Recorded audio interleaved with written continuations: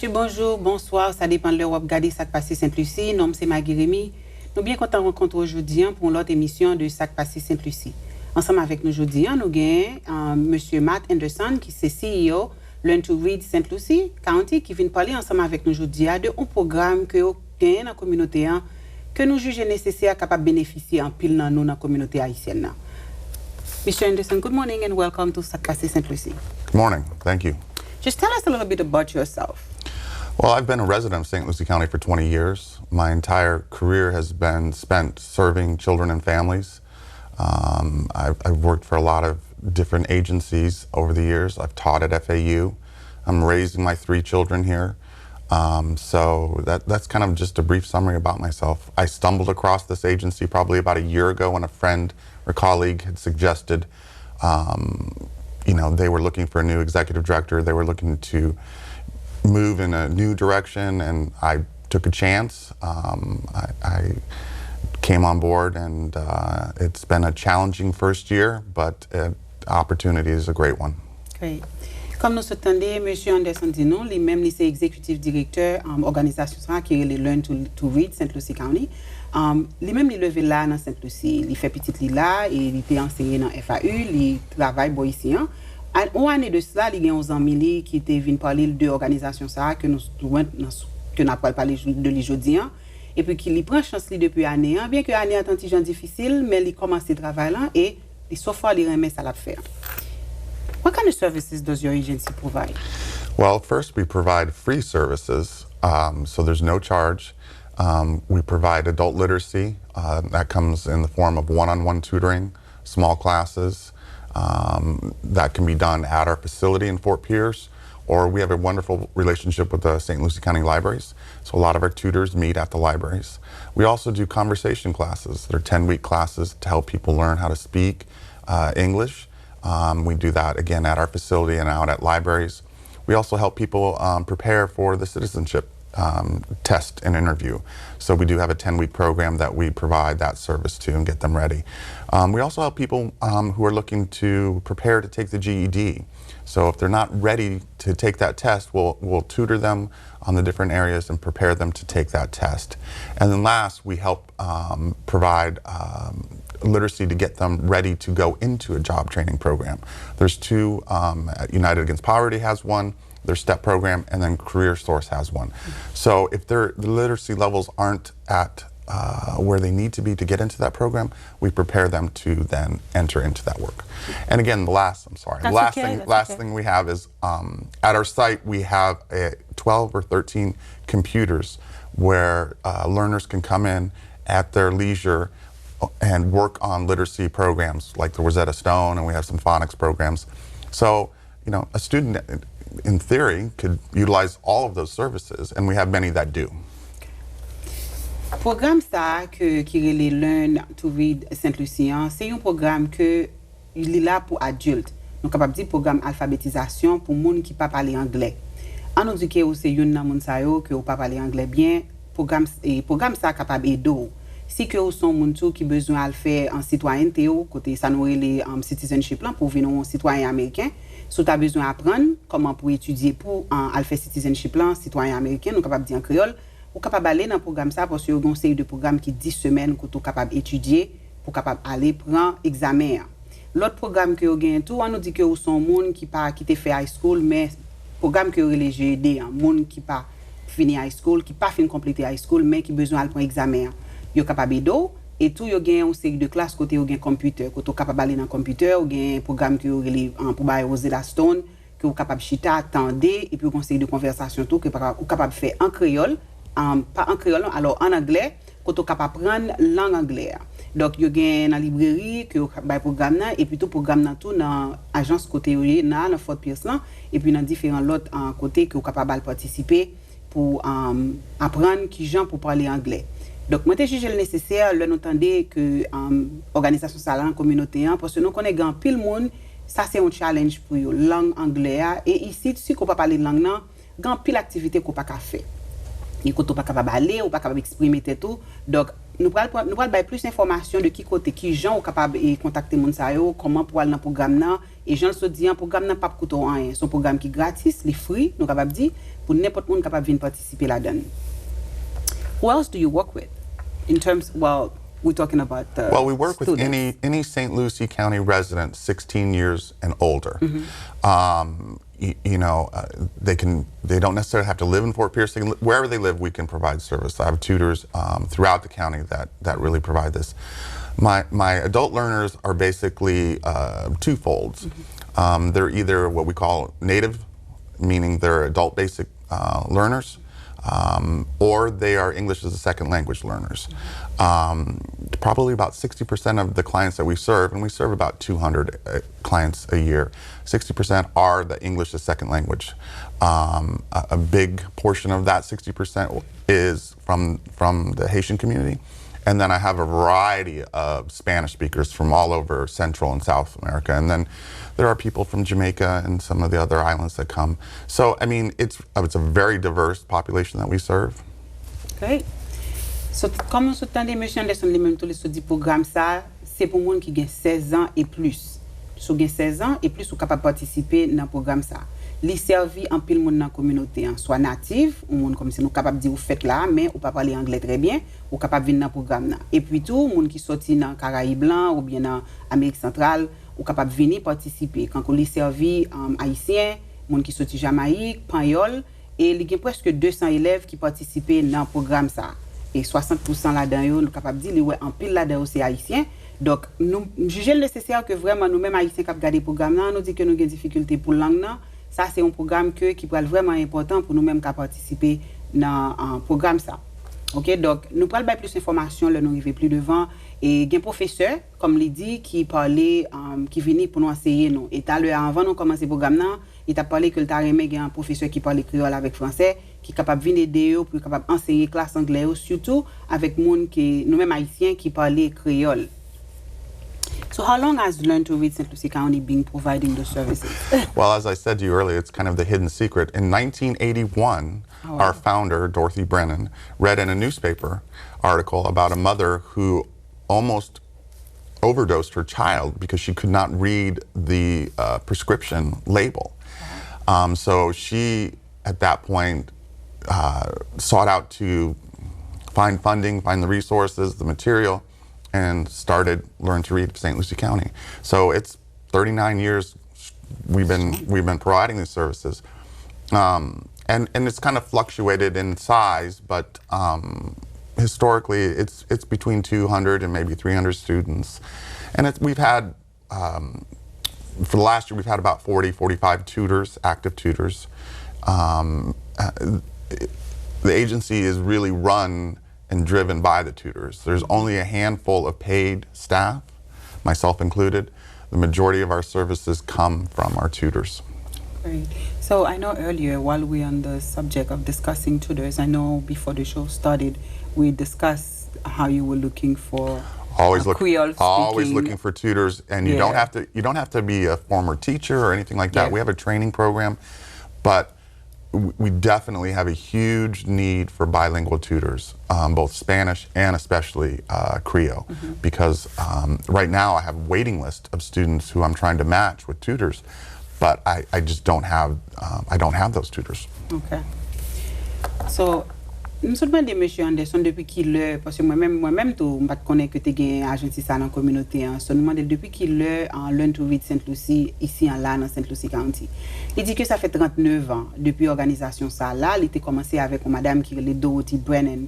Il réalisé que gagne un parent qui te gagne un petit monde que la ba un médicament à cause de parents pas capable et li prescription ti monde ça te créé difficulté.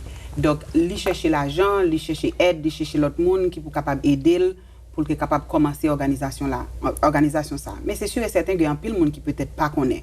Jean Sodian li servi presque 200 à 300 élèves là dans la communauté haïtienne avec l'autre monde qui venir participer dans programme là. Il besoin professeur Jean Sodian, monde qui parle deux langues. Si que sont ou bilingue, on nous dit qu'on parle créole ou parler anglais ou bien français ou avec anglais, donc il est capable d'aider. Il y a une liste que les élèves qui besoin venir commencer, mais à cause que le pas assez professeur, Donc programme n'a il peut commencer ensemble avec élèves ça yo. Donc l'état remet que si quelqu'un qui regarder programme là ou bien second monde qui connaît que ou capable venir aider ou bien venir faire une professeur ou capable contacter et puis devant nous pas le bail nouvelle là. Jean se dit moun n'a pas obligé un professeur. OK, parce que au conseil de séminaire que vous fait pour si on monde a besoin venir participer dans programme là ou bien venir enseigner élèves ça yo qui pas parler anglais sous bilingue espagnol avec haïtien ou capable relé n'a pas le numéro de téléphone tout à l'heure pour capable venir participer. Any cost to the program? No, it's free. We have in the past, the material is extremely expensive that we utilize. So in the past, we've asked some of our students to make a donation for the book cost, whatever they can, but that's not contingent on their participation. Our services are completely free. Oh, great. Le programme n'a pas coûté nous rien, bien que son programme qui est vraiment cher, Jean, M. Anderson dit, mais on est capable de venir. Parfois, et longtemps, ça a été qu'on fait élèves, une contribution, on peut capable d'acheter les livres, mais ça ne veut pas dire que si on n'a pas l'argent pour venir, on ne peut pas accepter dans le programme. Donc, le programme est gratis, Jean le dit, n'importe monde à l'âge de 16 ans, jusqu'à quel que soit l'âge où gagne, de pour sentir que vous avez besoin de nécessité pour venir apprendre à parler anglais. Donc, j'en ai toujours dit, pas d'excuse comme si pour nous là vivre dans la communauté pour pas parler langue parce que service là et nous t'a aimé que nous même haïtiens surtout cap garder programme là, alors c'est pas tout le monde mais si que au monde connaît que qui t'a aimé venir participer, faire connaître parce que le programme n'a pas coûté 5 €. Any plans for the agency's future? Big plans, hopefully. The one thing that I thought was key and part of the reason I came on board with this agency was the family literacy component, which a majority of our adult learners have school-age children. And there's a direct correlation between if you can't read as a parent, how are you going to help teach your child? Parents are the first teachers. And so for a child to be successful in school and in life, literacy is key. So we're in the process right now of applying for a grant for the Children's Service Council under their Keeping Kids in School priority. And this will roll out and we will identify specific schools and target those parents who need literacy help. And then as well, work with the child and then develop what we call PAC, which is parent and child together time, where parent and child will throughout the evening during the week, sit down and just read together. So this is one thing that we're really excited about. We're also looking at developing a relationship with Indian River State College and potentially working with their ESOL program and adult education program and preparing a student who wants to go into that program have the literacy levels that they need to then enter into their curriculum. So those are two things on the immediate future. We're going to continue to provide our services as we have to the community, but pushing into that family literacy piece is that's my future. Great. So, qui plan yo gen pour futur là? Comme je demandé M. Anderson, yo gen un programme là, yo va commencer pour alphabétisation pour parents. Raison que fait ou commencer alphabétisation pour parents, c'est parce que yo ouais que élèves ti moun yo qui dans l'école yo, ça nous les school age, ti moun qui commence l'école, que c'est dans première grade yo commencer. Yo remarqué que gen pile parents, si parents pas ka li, d'ailleurs parents pas ka aider ti moun là. Et nous connaissons que gon relation qui existait entre gens ti moun nan fait l'école et si que côté que là ka li depuis parents capable aider l'ensemble avec devoir li, donc ti moun nan a fait très bien l'école. Yo gen l'argent que yo pa l'appliquer là ensemble pour dans Children's Services Council côté que yo pa chercher funding, yo va dire pa chercher l'argent pour capable mettre programme ça sous pied. Qui un programme qui relé pacte côté parents avec ti moun nan ensemble pour yo capable li. Yo réaliser que le ti moun nan ensemble avec parents, le passer temps ensemble, le li et que ti moun nan normalement nous connaît que ti moun nan fait très bien. Et en pile nan nous parents cap garder programme là nous capable réaliser que ti moun yo konya grand pile devoir, grand pile leçon que ti moun yo gen l'école et si parents vraiment pas capable aider ti moun nan, nous doit que ti moun nan pas fait bien. Yo gon l'autre programme que yo gen encore c'est avec Indian River State College côté que yo pral aider ensemble avec ti moun qui rentrer dans collège pour capable aider préparer yo disons dans quel level que ti moun élève ça yo nous pas ka dire ti moun parce que ti moun ça déjà adulte level côté ti moun yo pour rentrer dans collège pour capable arriver parce que si ti moun si élève là pas capable bien ou bien anglais c'est un problème lié Rivé dans le collège, nous connaissons que ça a créé des difficultés. Donc, ça, c'est 2 programmes que vous avez sous pied, que vous travaillez sur lui, côté que vous avez besoin d'aider parents, et 2 parents sont capables d'aider Timonio. Et deuxièmement, vous avez un autre programme pour élèves qui peuvent aller dans le collège, côté que vous pouvez aller aider, soit niveau côté anglais. We do have some more time, Mr. Anderson. If there's anything else you'd like to elaborate and discuss, we do have some time to discuss it. Well, I think it's important that the community knows that, we don't have a really, strong funding source. Our program and services survive based on the gracious donations in the community, our fundraising events. We're able to secure small grants throughout the year to buy the resources that we need. We really hope that we can expand and serve more of the clients. The need is huge, and it's amazing to hear some of the stories from people, how they've survived. You take a lot of things for granted, being able to read and coming from a home that, reading was promoted. To take that away and think about the lady who couldn't read the prescription bottle. Yeah. How do you go in and, go to the bank and do some simple tasks, daily things that we all take for granted. So, and for a lot of these people, it's very embarrassing that they cannot read or write or even speak in English.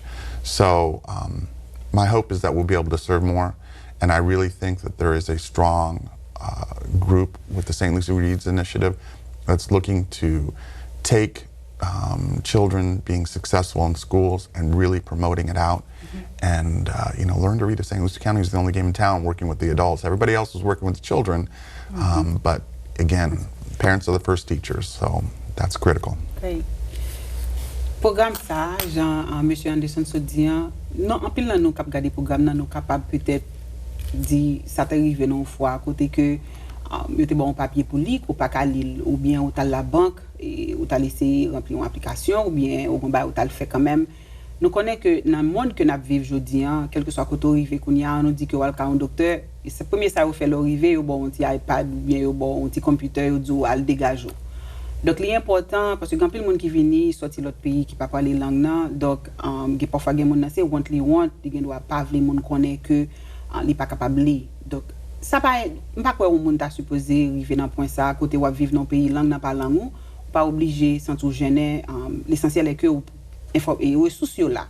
Bien que j'en le dis, et d'écouter un peu l'argent, et même pas un peu l'argent pour le faire, mais il y a une série d'activités que vous faites qui permettent de mettre le programme ça sous pied.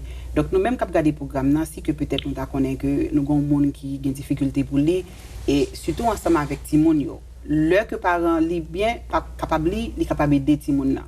Donc, Children's Services Council, le St. Lucie Initiative, le Read Initiative, tout genre de programme ça a aidé Timonio. Mais même c'est seul programme qui aide adultes qui commencent à l'âge de 16 ans. Donc, c'est pour ça que les juges nécessaires pour venir là, pour capable parler ensemble avec toute la communauté au point là, et nous-mêmes, surtout haïtiens, pour le faire nous connaître que le programme ça existait, pour nous capables bénéficier. Parce que là, nous pas qu'à lire, ou bien nous pas capable d'aider tête nous pas qu'à filer une application, et travail, nous pas pas qu'à remplir l'application. Bah, ça est un petit genre compliqué ou difficile.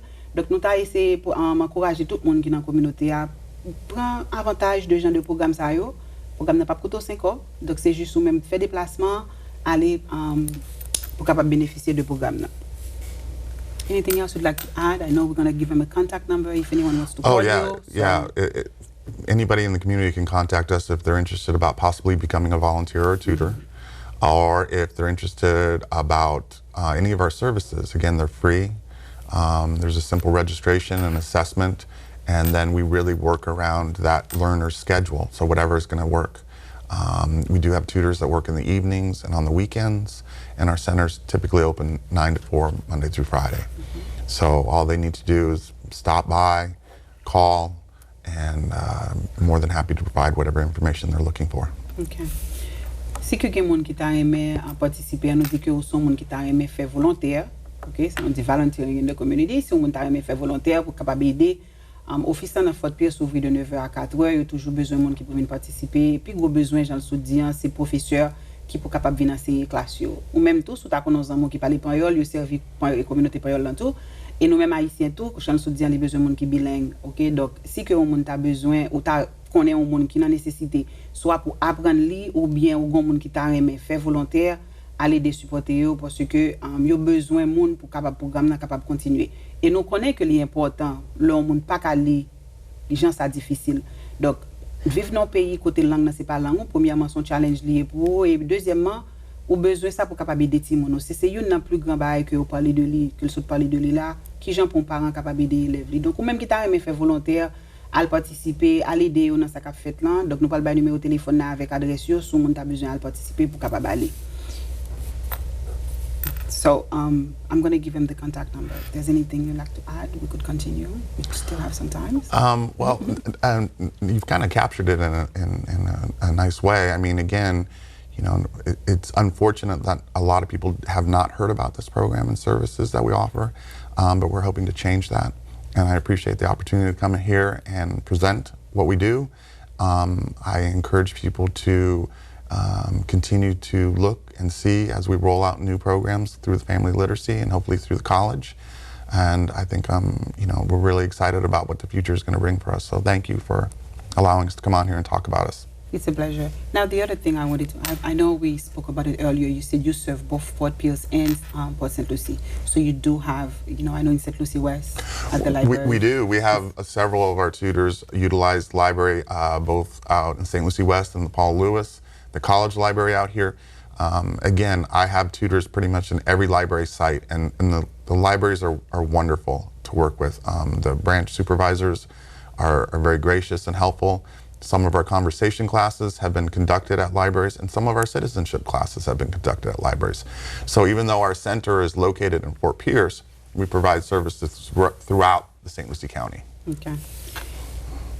Peut-être gen moun la qui capable garder qui dit mais qui côté programme ça qui côté yo bay yo j'en nous s'entendé à programme yo bay yo ni dans Fort Pierce ou capable aller dans Port St. Lucie dans librairie dans n'importe sur le numéro nous pour aller ou chercher connaît qui côté yo bay yo surtout moun qui besoin faire citoyenneté nous connaît ça son question que grand pile moun dans communauté a qui poser qui côté pour ta apprendre comment pour faire citoyenneté son programme qui 10 semaines que capable d'eau donc dans librairie dans Port St. Lucie dans Fort Pierce.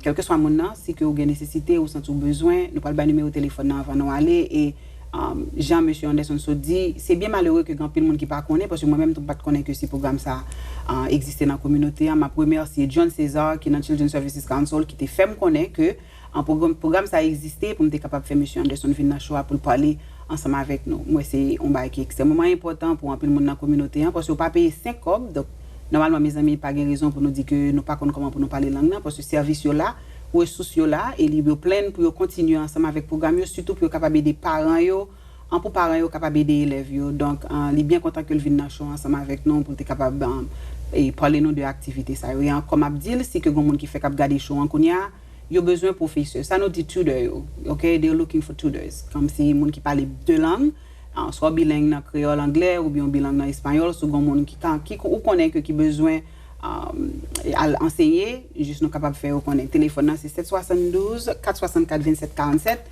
encore téléphone c'est 772 464 27 47 nous capable briller dans office là ouvert de 9h à 4h de lundi à vendredi donc si que gen monde qui t'a aimé à participer mes amis en nous yon dit l'autre parce que programme yo là j'en toujours dit ressources yo là al prend information pour nous capable aider l'autre.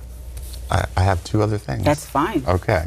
We do have two upcoming fundraising events, if I'm okay to present that. Mm-hmm. We have a pickleball fundraising event at Whispering Pines. That is February 1st and 2nd. We're looking for players and sponsorships. It's a great opportunity. We hope to have about 100 to 120 players and their families over a 2-day weekend. Pickleball is the fastest growing sport in the country. I've never heard of it until a year ago. So again, we're looking for players and sponsors for that. And then one of our traditional fundraising events is our Feast for Literacy. It's oldies but goodies this year. And that is at the Fort Pierce Riverwalk facility. That is February 28th. Again, we're looking for people who would like to attend, as well as anybody who would like to sponsor or provide something for a raffle. It's a really fun event. That one we've been doing, this will be our 12th year for that one. So those are 2 upcoming events. And then our hallmark is our Tee to Read. We've been doing the golf tournament in July. This will be our 24th year. So those are some upcoming fundraising events. Information's on our website. You can call. Again, we're always looking for not only people to participate, but that sponsorship as well. Okay, great. You get 3 activités que vous pouvez faire. You get une pickleball qui va faire dans Whispering Pine. What's the date for this one? The pickleball is February 1st and 2nd. February 1st and 2nd. Yes. 1er et 2 février. Après ça, il y a besoin de monde qui peut jouer et puis il y a besoin de sponsor tout. Et puis deuxième activité, c'est Fist for Literacy qui va le faire le 28 février. Après ça, il y a 3e qui c'est plus gros activité que vous faites, ça c'est en juillet que l'a fait. Donc capable aller dans le site internet il y a toute information aussi que monde a besoin de participer, si tu as besoin de volontaire, si tu as besoin de un basket ou bien quel que soit, ou capable aller dans site internet là et puis vous avez toute information ça.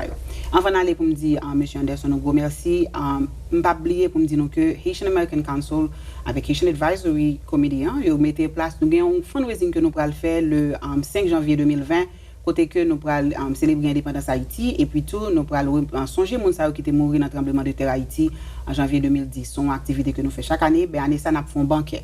Donc si quelqu'un qui a besoin d'informations, relez-nous dans 772 626 86 50. N'a bien numéro de téléphone sur l'écran pour nous capables venir participer ensemble avec nous.